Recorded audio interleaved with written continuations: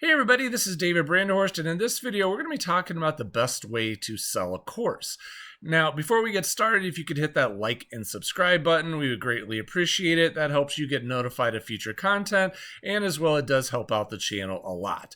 Now, so many of the people that I work with are course creators. They're people who have knowledge and expertise in a certain subject matter. They know something, a certain area very, very well, and they've developed a lot of skill and expertise in that area, and they want to create a course on that subject matter and sell it to generate income from all their acquired knowledge and expertise. And that's a great way to start a business. It's a great way to build your business. Now, as you're going through all of that, one of the things that becomes really a big question is, how do I sell this thing? Like, once I get this course built, once I lay it all out, I film videos, I create downloadable workbooks, I get all these resources together, I put it up on a website, how do I get customers? How do I actually get people to buy this thing? Now, what I'm going to recommend is one of two paths for you, depending on the type of course that you're selling. And by type of course, I mean the scope of it. Now, if you're selling a course that is big in scope and there's a lot to it and it's really involved, and as a result, your price point is going to be $400 on up.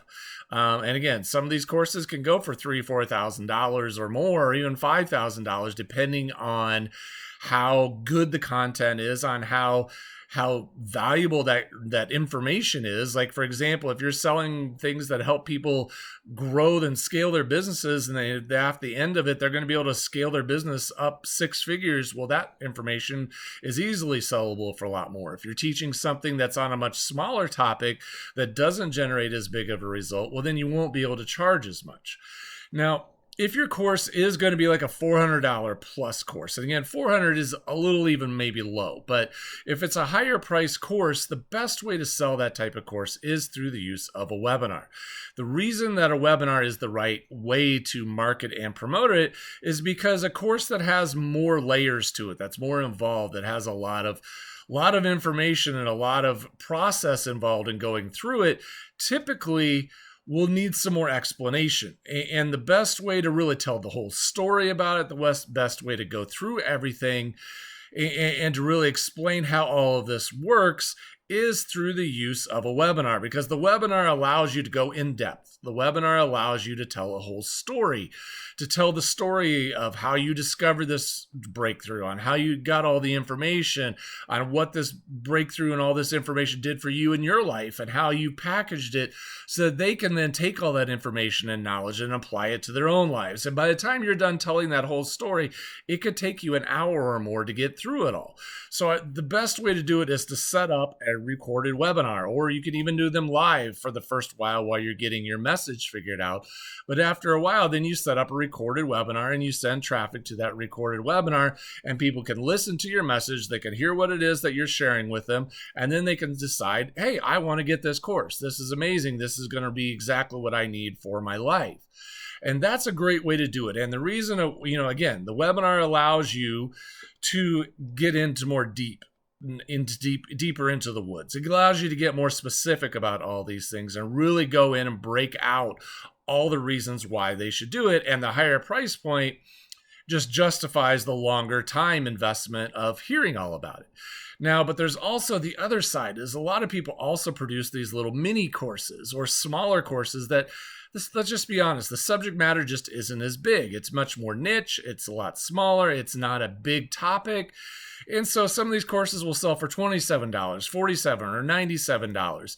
And at that point, a webinar is really overkill. It's really too much. We don't need a whole big webinar to explain a $47 course. So essentially, there's one of two ways that I would really do this. Now, the first way I would recommend is doing what I call a stacking funnel. A stacking funnel is where you would put 2 or 3 of these courses together. Now, obviously, they all need to be related. You have to offer courses that all make sense tied together and why the same person would be interested in all of them. Don't put random things together because that won't make sense to the buyer. But then you put the lowest price course or the lowest price offer, maybe that's even an ebook for like $7 on the first page. And you give a page explaining what the value is of that ebook or what a great thing it is. And then once they click, yes, I want to buy that, they go on to the second page. And then when they hit the second page maybe has another sales page or another video that talks about what this $47 course will do for them and how that could really impact them and give them a great breakthrough. And it's only $47. You can add it in and it'll be a great thing for you. And then you possibly even consider a third page. Once they hit buy on that, they would go to a third page where they're offered maybe a $97 course. Now, the reason why this becomes really important is because it costs money to send people to a funnel. Once you start sending people to a funnel, if you're spending so much money to get someone to the page, to get them to look at it, to actually consider buying it, and then actually buy it, you've spent several dollars. And again, depending on what kind of industry you're in, it could be a couple $100 to get a buyer, depending on where you're at or what type of business that you're in. And in that case, you don't have enough sales revenue possibilities in the funnel to make it offset the ad costs. You don't have enough potential revenue to make the advertising expenses justified. So you need to stack offers together. You need to stack them. So you start with the cheapest one. You make that an amazing offer that it's going to be highly irresistible. They'll say yes to that. And then you stack one or two more on after that. Now, the other approach is to take this approach and use like a $47 course or something like that simply as a customer acquisition tool. What do I mean by that? I simply mean that some people just put out an amazing sales page and they send people to that sales page. They run ads, they send their social media traffic there, they let everybody know about it, and they have an amazing sales page that talks all about the value of this $47 course. It's great, it's amazing, and it's only $47. And even if they either break even or even slightly lose money, their strategy behind all this is just to acquire customers. And when this strategy really makes sense is when you have a really strong back end to your business. In other words, you have additional, more expensive products and services on the back end.